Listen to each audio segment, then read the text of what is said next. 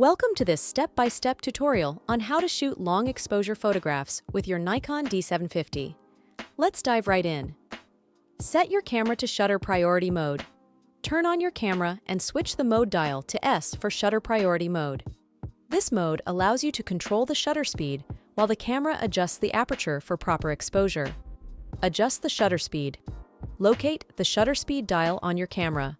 Rotate it until you see dashes instead of fractions, indicating a longer exposure time. You can typically set the shutter speed up to 30 seconds on the camera. Mount your camera on a tripod. To avoid camera shake and blurriness, frame your shot, compose your image, and make any necessary adjustments to the framing and focus before taking the shot. Take your time to ensure everything is set up correctly. Capture the image, press the shutter button to start the exposure. The camera will keep the shutter open for the designated time, allowing more light to enter and create the long exposure effect.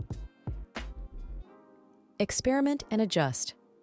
Once you've captured your first long exposure shot, don't be afraid to experiment with different exposure times and subjects.